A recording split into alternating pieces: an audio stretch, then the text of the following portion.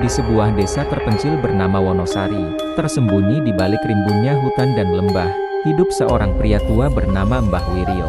Dulu, ia hanya seorang petani miskin, rumahnya reot. Tanahnya cuma sebidang kecil, tapi semuanya berubah dalam waktu yang sangat singkat. Rumah kayunya berubah menjadi rumah besar berdinding batu bata merah.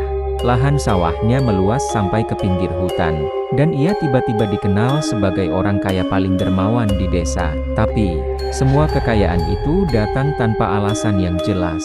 Orang-orang bertanya-tanya, ada yang bilang Mbah Wiryo menemukan emas, ada yang bilang dia menang judi, tapi beberapa orang yang lebih tua, hanya bisa berbisik pelan, itu, pesugihan dari Alas Keramat.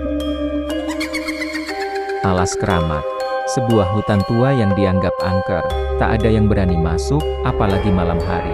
Konon, di sana tinggal makhluk-makhluk halus penjaga dunia gelap. Siapapun yang meminta kekayaan, akan mendapatkannya. Tapi, ada syarat, tumbal nyawa manusia. Anak perempuan Mbah Wiryo, Ratih, mulai curiga. Ayahnya sering pergi tengah malam membawa kendi, ayam hitam, dan sesajen. Kadang pulang dengan baju penuh darah, kadang dengan wajah pucat pasi, dan mata kosong seperti tak sadar. Suatu malam, Ratih mendengar suara tangisan dari arah kebun bambu. Ia mengikuti suara itu, hingga mendekati pohon besar di belakang rumah. Dan di sanalah, dia melihat sesuatu. Sosok tinggi besar, hitam legam, bermata merah menyala, menyeret kambing hitam dan meminum darahnya. Ratih menjerit dan lari. Tapi ayahnya hanya berkata, mulai malam ini, jangan pernah keluar rumah selepas maghrib.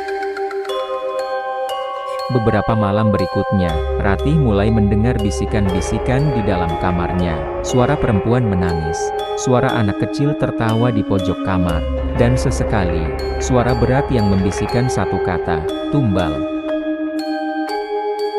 Puncaknya terjadi saat Ibu Ratih ditemukan tewas di sumur belakang rumah.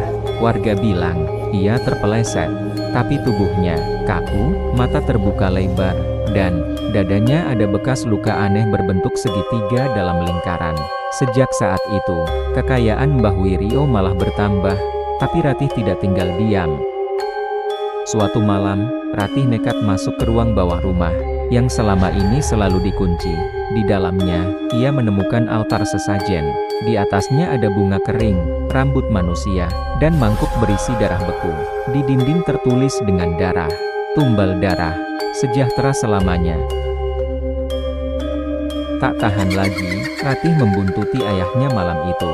Ia melihat Mbah Wiryo berjalan ke Alas Keramat, membawa kendi dan seekor ayam hitam.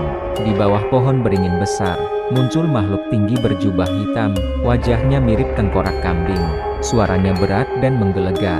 Tumbalmu terakhir telah kuterima, tapi ingat, tumbal berikutnya, harus dari darah yang kau cintai. Ratih tersentak. Ia sadar, dialah tumbal berikutnya. Malam itu, Ratih dikurung di kamar. Ia melihat bayangan ayahnya datang, membawa pisau berlumur darah. Tapi sebelum ayahnya sempat masuk, listrik mati, dan kemudian, terdengar suara teriakan panjang di luar kamar. Pagi harinya, rumah Mbah Wiryo hangus terbakar. Tubuh Mbah Wiryo ditemukan gosong. Di tangannya tergenggam patung iblis kecil dari batu. Ratih hilang. Hanya kain jariknya ditemukan di dekat sumur tua. Kini, rumah itu kosong. Tapi setiap malam, warga sekitar masih mendengar suara tangisan dari puing-puingnya. Kadang, terlihat bayangan gadis berdiri diam, menatap ke arah hutan. Dan di salah satu dinding bata yang tersisa, ada tulisan samar. Pesugihan membawa kaya, tapi tumbal akan terus menagih. Berhati-hatilah saat mengejar kekayaan, karena tidak semua rezeki datang dari Tuhan. Ada yang datang dari alam gaib, dan mereka selalu menagih bayaran.